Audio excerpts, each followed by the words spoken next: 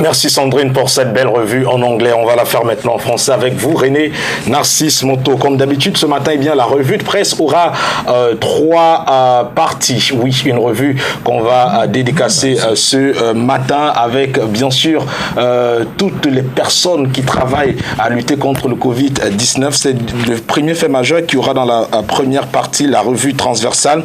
Et en deuxième fait majeur, on a l'arrêté du président de la République portant commutation et remise de peine de certains prisonniers avec en toile de fond l'œil du Sahel qui parle des prisonniers de luxe du Nord qui sont oubliés. Et on parlera également en troisième partie, en troisième fait majeur, autant pour moi, de l'apparition sur scène du président. La presse locale indique que celui dont on a annoncé la mort est bien vivant, René Narcisse. Tout à fait, c'est ce que nous dit la presse locale ce matin. Je l'ai dit, trois faits majeurs vont constituer la première partie de cette revue de la presse en langue française. Commençons donc avec le premier fait majeur qui porte sur la lutte contre le coronavirus. L'État s'investit davantage pour barrer la voie à cette pandémie mortelle et mortifère. Démonstration à l'instant avec le quotidien bilingue camerounais Cameroun Tribune qui fait lire en première de couverture. Lutte contre le coronavirus. Yaoundé Paris solidaire. Reçu hier au Palais de l'Unité par le président de la République, Paul Biya, l'ambassadeur de France au Cameroun.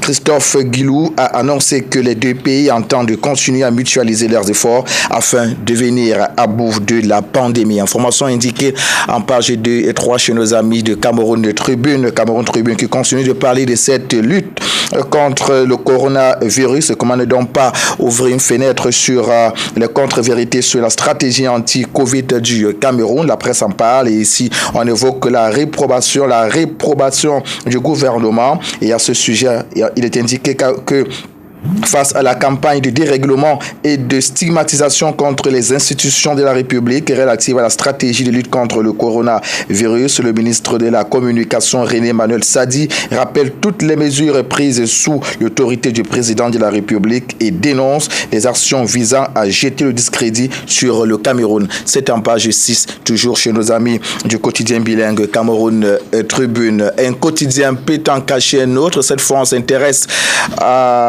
au journal Le Messager de Jean-François Chanong qui ne s'empêche pas lui aussi de parler de ce coronavirus, mais un tour dans les prisons où on parle encore de décongestion des prisons telles que exigées par l'Organisation mondiale de la santé. Le journal de dire ce que les diasporas proposent. C'est en page 9 cette information. Le jour de ce jour voudrait bien une fois de plus être encore à jouer ce jour bien sûr le journal parle de ces mesures barrières pour contrer le coronavirus. Masque facial, ce qu'il faut savoir. Disponibilité, qualité, coût, conseil pratique du docteur Pascal Ouna. C'est en page 2 et 3 chez nos amis du quotidien Le Jour. Le Jour également parle de cette prise en charge qui est gratuite au Cameroun. Prise en charge contre le coronavirus. C'est en page 11 chez nos amis du quotidien Le Jour. Et puisqu'on parle toujours du coronavirus pour donc limiter les déplacements et les transactions bancaires sur le plan physique, Le Jour parle de la BA qui encourage désormais les paiements électroniques. Il s'agit ici de mobile money. Ample précision, c'est en page 7.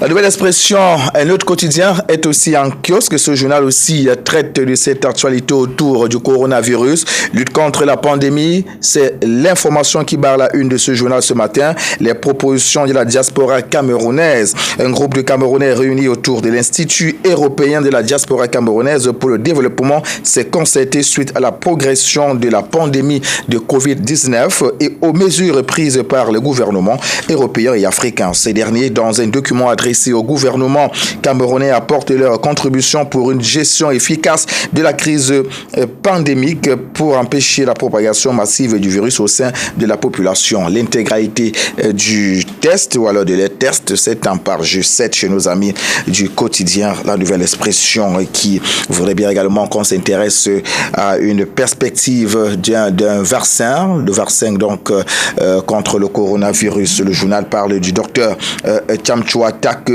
Tateux plutôt, expert qualité pharmaceutique, qui renseigne l'opinion sur ce qu'est Covid-19 et trace sur le processus pour éradiquer la pandémie. C'est en page 6. Il y a également le point du ministre de la Santé publique, Malachi Manaouda, que la nouvelle expression voudrait bien qu'on découvre à la page 4. Il s'agit, le document parle donc des chiffres, prise en compte de la médecine traditionnelle, disponibilité du matériel, financement entre autres. Et le journal indiquait que le MinSanté a fait le tour de la question. C'est en page 4. Rendez-vous donc en kiosque pour en savoir davantage.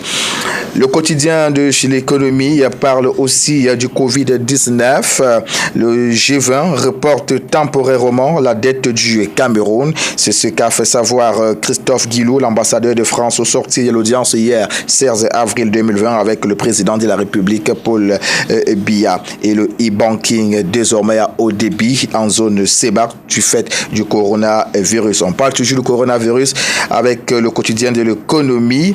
L'Afrique risque une autre récession après 25 ans. Indication faite à la page 3. Et puis, on parle aussi de ces effets du Covid-19 dans le monde de l'emploi. Le quotidien de chez l'économie nous en dit davantage à la page 6. Il y a également le tri hebdomadaire de Guiba Igatama, l'œil du Sahel, disponible en kiosque ce jour. Au rez-de-chaussée de ce journal, on peut lire Garoua, le Covid-19 n'impacte pas sur le panier de la ménagère. C'est en page 2. Rendez-vous donc en kiosque. On reste avec le tri hebdomadaire L'œil du Sahel pour évoquer le deuxième fait majeur, pour commutation et remise de peine. C'est l'info qui barre la une de ce tri hebdomadaire ce matin. Les prisonniers de luxe du Grand Nord exclus, indique ce journal à la page 3. On ne perd rien à faire un tour en kiosque ce matin au fin de ces deux côtés à la bonne source, comme j'aime à le dire. Et puis le messager également qui en parle à la page 4, commutation des peines, le septentrion en colère. Allez donc en savoir davantage chez nos amis du quotidien Mutation ce matin. Il y a également une nouvelle expression qui ne s'est pas empêché de parler de cette remise de peine ce matin. Un goût amer chez la plupart des organisations des organisations non gouvernementales, indique dans ce journal en page 2. D'après ce journal, certaines organisations de la société civile pensent que la mesure du président de la République n'est pas de nature à décongestionner nos prisons pour faire face au Covid-19. C'est en page 2 de cette information. On ne perd rien à faire un tour en kiosque et on sort de cette première partie avec le troisième fait majeur. On l'a dit, le président qui avait été annoncé pour mort bel et bien vivant, indique que la presse locale de ce matin, le journal La Nouvelle Expression commence déjà par parler de cette vacance présidentielle bien court-circuite une folle rumeur. À la page 3, le journal indique que la réapparition du chef de l'État ce jeudi est venue rassurer nombre de Camerounais qui commençaient à accorder du crédit aux informations sur son décès. On vous l'a dit, c'est en page 3. Rendez-vous en kiosque ce jour. Le messager de Jean-François Chanon en parle aussi. Vacances au sommet de l'État, Biya, l'envie soudaine de gouverner, poussé à ces derniers retranchements et mis sous pression d'une constatation d'une éventuelle vacance à la magistrature suprême. Le chef de l'État apparaît tel un fantôme au palais d'Etoudi. C'est en page 3 et 4 chez nos amis du quotidien Le Messager. Il y a également Mutation qui en parle ce matin. C'est l'info qui bat à la une de ce journal. Paul Biya, il est ressuscité 37 jours après sa dernière apparition publique. Le chef de l'État, donné pour mort, est réapparu hier à la faveur d'une audience accordée à l'ambassadeur de France au Cameroun. C'est en page 9 et cette information Étienne Boudap. Et puis il y a également Info Matin qui en parle pour sortir. Voici donc Paul Biya a Etoudi, donné pour mort depuis plus d'un mois. Le chef de l'État camerounais est réapparu hier au palais de l'Unité à l'occasion d'une audience à l'ambassadeur de France, Christophe Guilou. C'est en page 3, Étienne. On va donc poursuivre la revue de ce matin avec la deuxième et dernière partie de cette revue qui nous permettra, René, ce matin de voir comment est-ce que d'autres faits de l'actualité ont été traités par la presse locale. Et il y en a beaucoup ce matin, René Narcisse. Tout à fait. Mutation, le demande d'ailleurs ce matin. 3e trimestre, la rentrée envisagée le 1er juin. Le journal voudrait bien qu'on comprenne les contours de cette déclaration du Premier ministre qui a donc été instruit par le chef de l'État, Paul Biya. C'est à la page 7. Et puis, le journal voudrait bien également s'intéresser à une trajectoire, notamment celle de Marcel Vendeur. Clap de fin. De quoi s'agit-il exactement? Le journal nous invite en kiosque. L'article est contenu en page 14. Le tri hebdomadaire du Sahel, Guibaye Gatama, nous amène du côté du Garoua où les poissons abondent sur les étals. C'est en page 6 cette information. Et puis Yaoundé du blé pour faciliter le jeûne. C'est en page 7. Et puis ce fait divers, toujours avec l'œil du Sahel, on est du côté de Mengangar. Là-bas, c'est un enseignant et qui serait donc en justice pour ses ébats sexuels sur la toile. C'est en page 2. Rendez-vous donc en kiosque pour en savoir davantage. La nouvelle expression s'intéresse aussi à l'immobilier au Cameroun. La SIC, sans titre de propriété, indique donc ce journal qui poursuit en soulignant que la société immobilière du Cameroun ne dispose pas de titre de propriété sur certains de ses terrains bâtis. C'est en page 4. On ne perd rien à faire un tour en kiosque ce jour. Et on termine avec le Messager.